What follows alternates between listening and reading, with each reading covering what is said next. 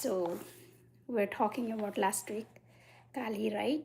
So I wrote this book, Kali. So I'm going through some chapters, how Kali felt. Uh, okay, if you like the video, please share, subscribe, and comment. I would really appreciate.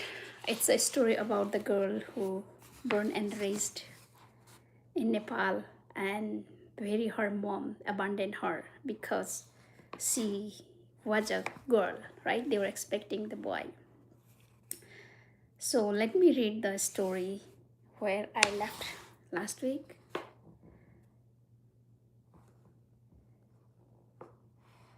So Kali, I met Kali actually in Pokhara. She was sitting on the bench and I come across to her.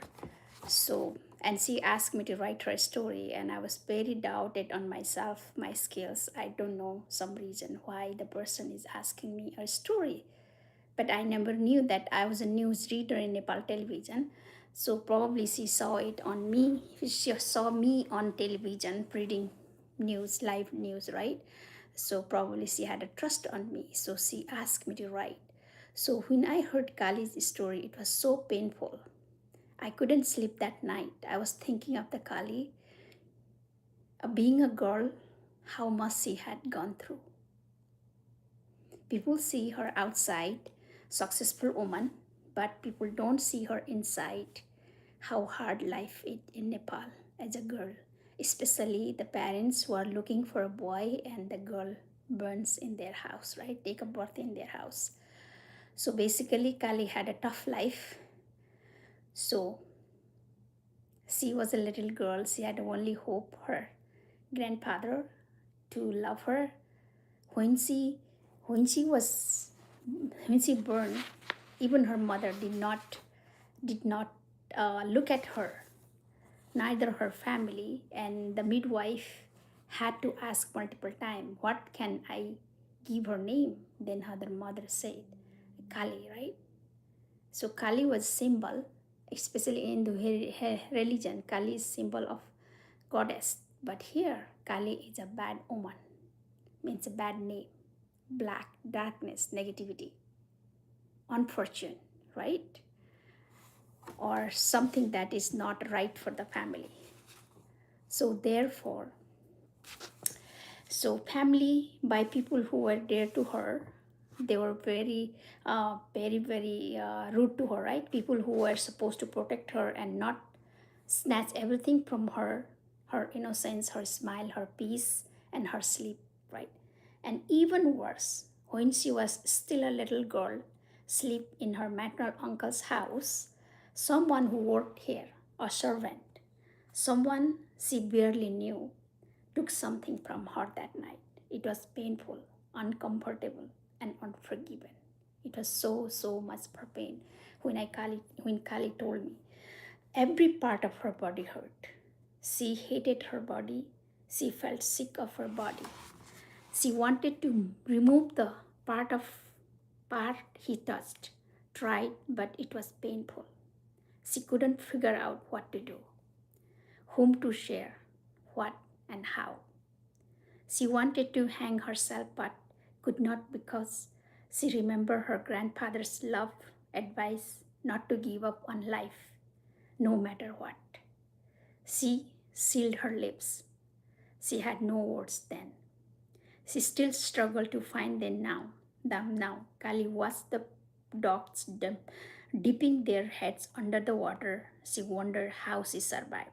How did she carry all that pain and still grow into this woman everyone admired? Why she carried everything within her and did not alter a word about what happened to her? Why?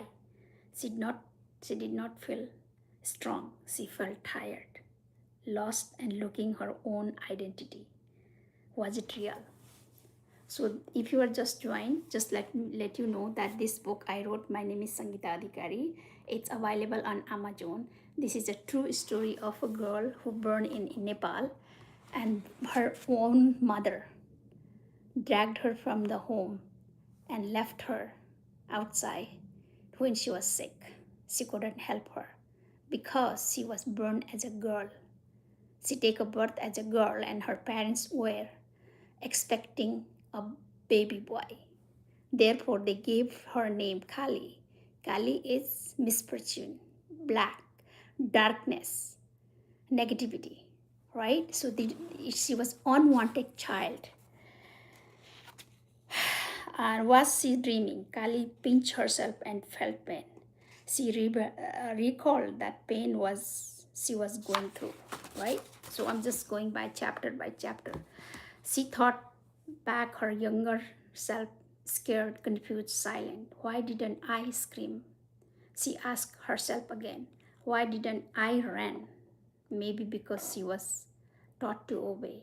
Maybe because she thought no one could believe her. Maybe because she did not want her family to fall apart. So she stayed quiet.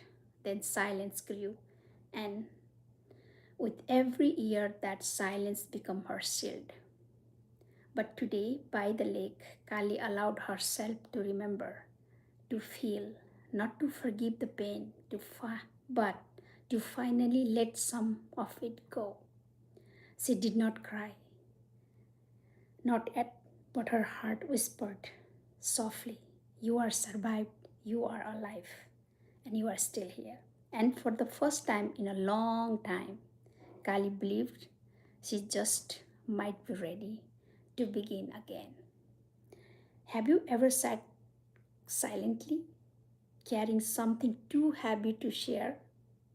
What emotions surfaced for you while reading this chapter? We often believe we must carry our burdens by ourselves, that asking for help is weakness, that silence is enough. But the truth is real strength is shared. It is in the emotional connections we build, the love we accept, and the courage to say, I need someone too. Kali was still learning that, but even in learning, there was a beauty. That evening, before leaving the lake, she stood up, looked one last look at the sun's golden reflection on the water, and smiled. Not because everything was perfect, but because she had made peace within her journey. She did not need to prove anything to anyone. She did not need to wear mask of strength all the time. She was a human. That was enough. Her silence no longer felt heavy. It felt like a space for healing, a space for new beginnings, a space for truth. Kali walked away with lighter heart that day. She knew the road ahead would still have challenges, but she also knew she was not the same person who once stayed silent to survive. She knew that she was not alone. Her story matters, her voice is important, and she doesn't have to carry everything alone. Now she was someone who could speak, someone who could be heard, someone who could help others with healing. Thank you for watching. Please comment where are you watching from. I will really appreciate. This is my first book and I'm trying, I'm nervous because of my language. I speak Nepali, Hindi, but English is my weakness. It was heavy, permanent, a part of Kali vanished that day. Not because she gave up, but because she had no one left to reflect her light. She wandered through the following weeks like a shadow, quiet and unnoticed. Her family moved on quickly. Her parents returned to their patterns. But Kali mourned in the only one way she knew, in silence. She stopped going to the cow shed, stopped looking for govas at the garden, stopped waiting for someone to call her name with love. But inside, something else stirred, a quiet promise. One day I will leave and I will carry him with me. Thank you, everyone.